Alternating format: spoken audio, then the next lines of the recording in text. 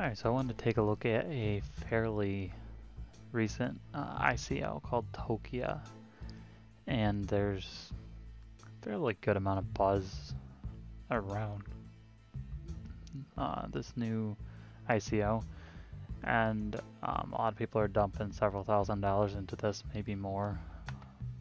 And so I was looking over the white paper, I was looking over the timeline, the roadmap and stuff, and I want to share what I found and some of my concerns and give you an honest opinion on what I believe about this ICO, the exchange and the currency, the coin behind it, all that.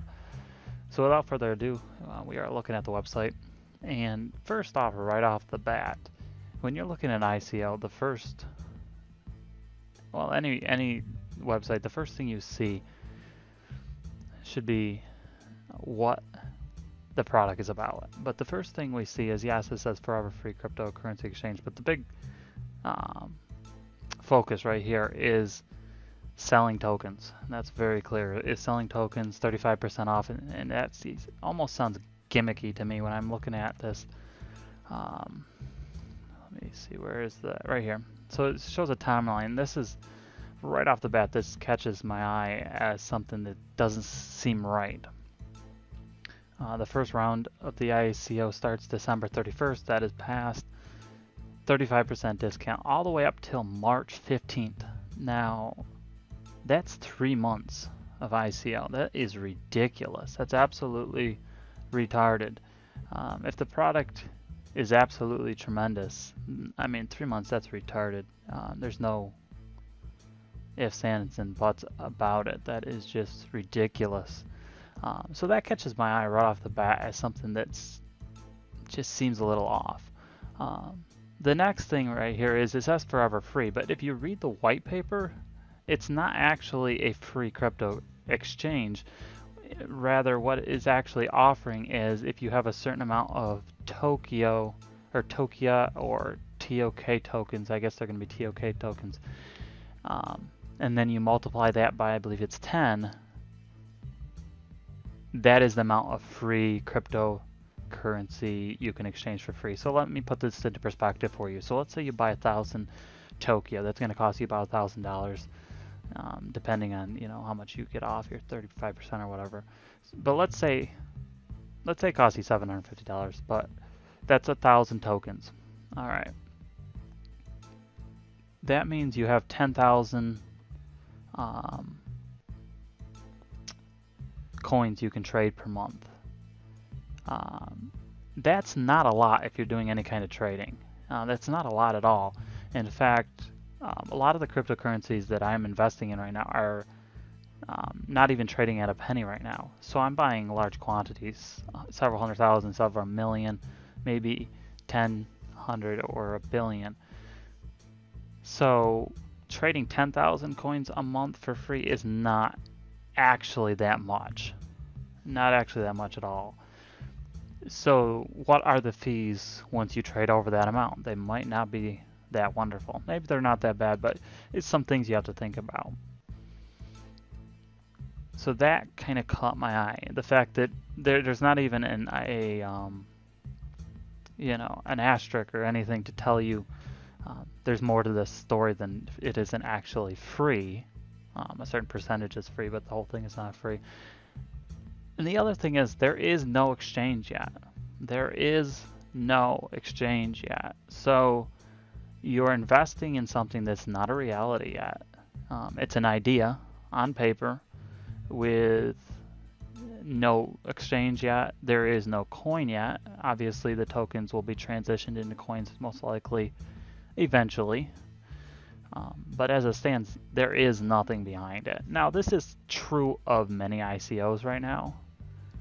But most ICOs at least have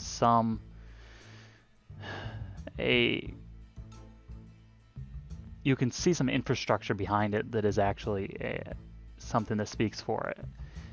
So I decided, well, I'm going to read the white paper. So I went through and I started reading through the white paper, and I'm not going to read it to you. I know some YouTubers do that. You can read it yourself. But what really caught my eye is I was reading through this, and the first huge part of that white paper traditional banking versus cryptocurrencies. So they're actually making, it's like they are selling the idea of cryptocurrencies as you read down through here. And then finally they do start talking a little bit about Tokia and trying to sell the idea of Tokia. But the first huge part of the white paper isn't even about Tokia, it's just the idea of cryptocurrency. And if you're actually reading the white paper for an ICO, you probably know about cryptocurrency enough that you don't need all that. That shouldn't be in the white paper. Just a waste of space, and it seems like a filler to me. It just seems like a huge filler.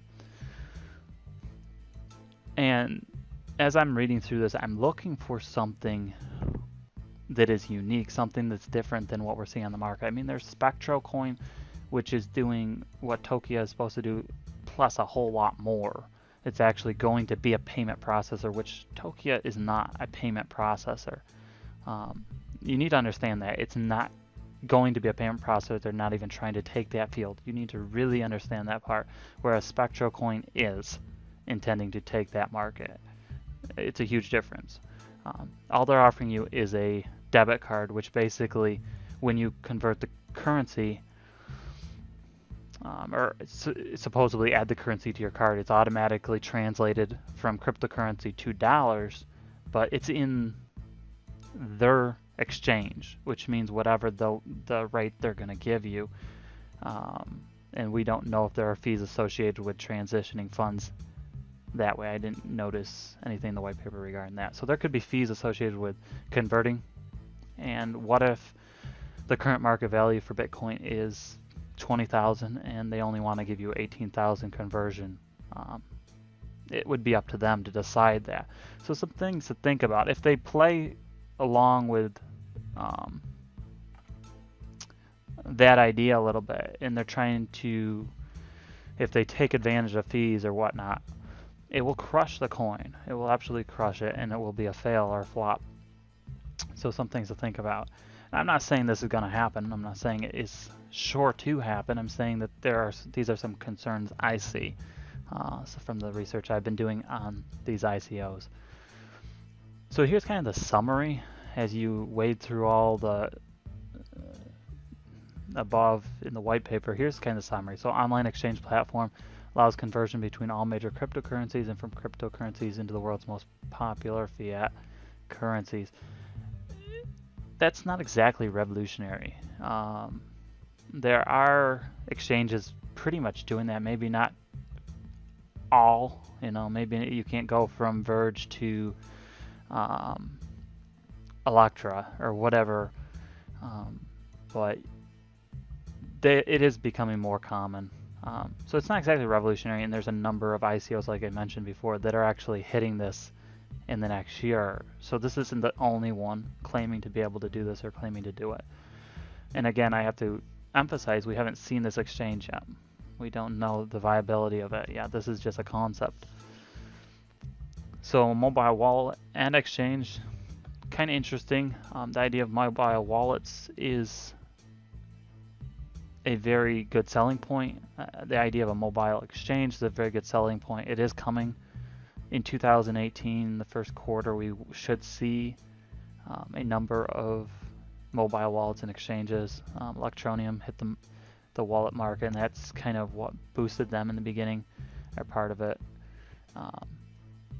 It's a very good idea, considering wallets are bulky at the moment.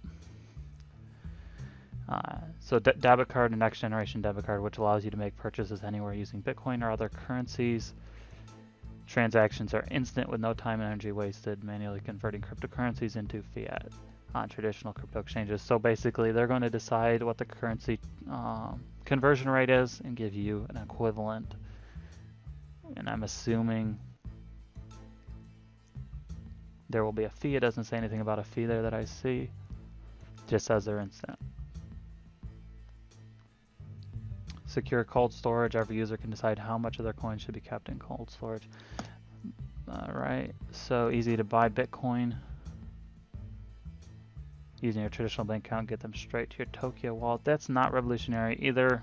In fact, almost all the exchanges that I am on maybe all the exchanges I am on, allow you to use a bank account to buy Bitcoin in one form or another, if you can buy Bitcoin from the exchange itself, other than using exchanging currency. So like Bitstamp, Coinbase, they all allow bank account. It's not revolutionary. The only thing that would make it revolutionary is if they offered instant, which I highly doubt they will. So we enable our users to purchase, store, convert, and spend cryptocurrency by offering seamless integration between blockchain-based assets and the traditional fiat currencies. Not exactly revolutionary either. We'll collect a small fraction of the value of the exchange transaction as a fee for using the exchange. However, this fee will only apply to Tokia customers who do not hold any TOK tokens, or to TOK holders who have exceeded their monthly free of charge exchange. Again, small fraction is a term. I mean, to me, it might mean something different than it does to them. I think every exchange considers their fee a small fraction. So again, we don't know exactly. They should be more transparent and say, okay, it's going to be 0.0%, whatever percent.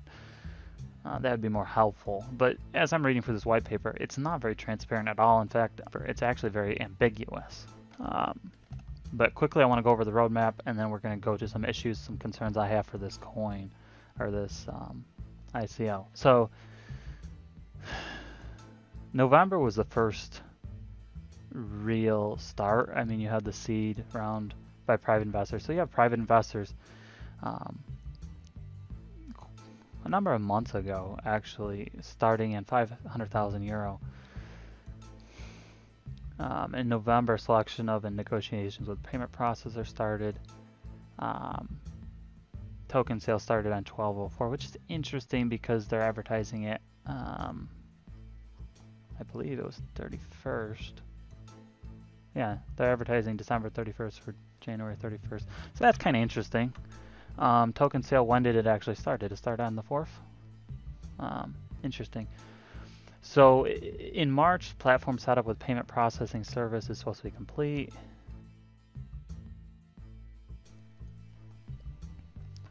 Then the next major thing will be that they plan to be added to major token exchanges, 2 of them anyways. Mobile wallet will not be available until, well, mobile wallet and exchange is not even supposed to be available until September. So you're looking at a good 8 months down the road here. And the cards won't even be available until February of next year. So you're investing in something that has about a year before you're going to see the fruition of what it's supposed to be offering. Now, that is true of other ICOs. Absolutely true of other ICOs. But I'm not seeing the proof of concept, if you will, behind this one. I'm just not seeing it. I'm not seeing a revolutionary blockchain idea. I'm not seeing a revolutionary exchange idea. I'm kind of seeing what looks to me a lot like a gimmick. All right, so now I want to share with you a couple of my concerns that I have noticed. One of them is who's involved in this project. So right off the bat, you have Professor Wolf Cal of the University of St. Thomas School of Law, Minnesota. Now I looked this guy up and seems pretty credible. Seems to be involved with and understanding and advising on blockchains in a number of instances. Seems like a legit guy. But here is what I found interesting. Very, very interesting. So I was doing some research, and lo and behold, there is another ICO, another token sale, and it's called Anchorus. And this is interesting to me. Look at that. Another debit card idea. Convenient international debit card. Maybe slightly different, but you're hitting the same market. And so you're now looking through this. What's this? Wolf Cal. Look there.